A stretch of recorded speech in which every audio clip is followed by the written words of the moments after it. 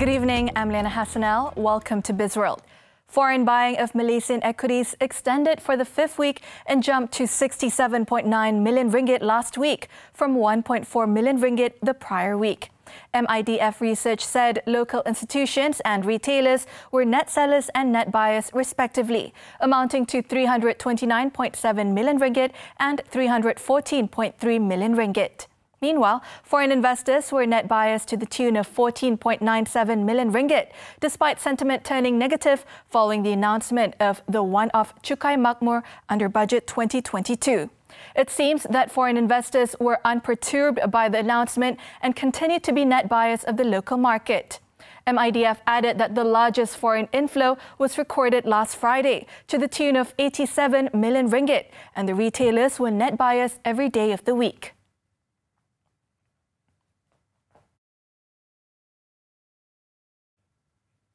Planters' third quarter of 2021 results are expected to record further improvement, driven by higher palm product prices and fresh fruit bunches FFB output.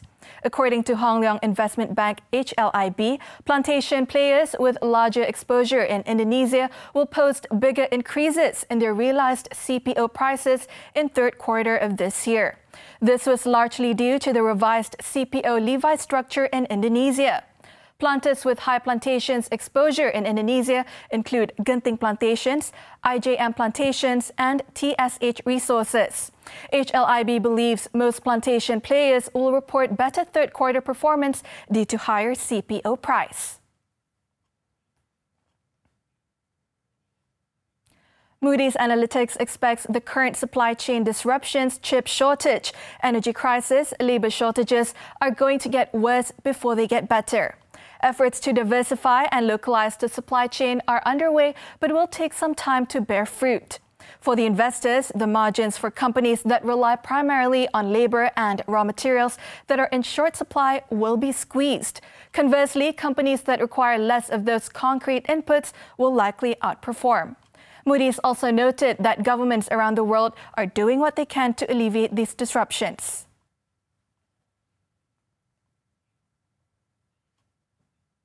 The Nenggiri Hydroelectric Dam project in Gua Musang is slated to add another 300 megawatt to Tenaga Nasional Berhad's total installed hydro capacity once completed in 2026. Its president dan CEO Datuk Baharudin Din said the 5 billion ringgit project does not only increase the renewable power capacity generation, but also brings multifold of benefits for the well-being of the Kelantanese people. Early this month, a document exchange for the project and compensation check presentation ceremony was held at Chief Minister of Kelantan's office. Akin to other TNB-owned hydroelectric dams in Cameron Highlands, Sungai Perak and Kenyir, the Nenggiri Dam project will support Kelantan, primarily in terms of flood mitigation and providing clean water supply. Besides bringing electricity to rural areas, social infrastructure and local job opportunities.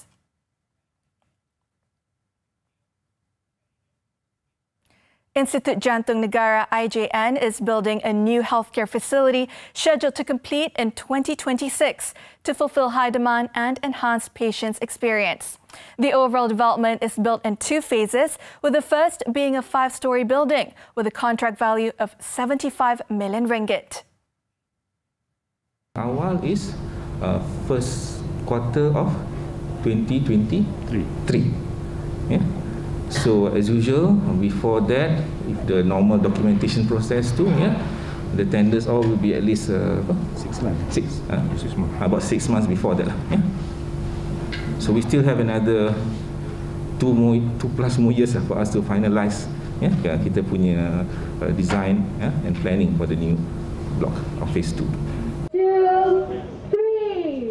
Earlier was the groundbreaking ceremony for the new healthcare facility for the 99.9% Ministry of Finance Incorporated owned National Heart Institute.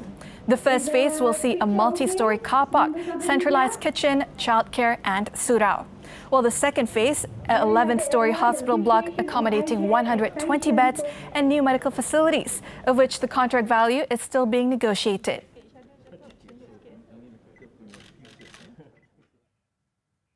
That's all the time we have for Bizworld.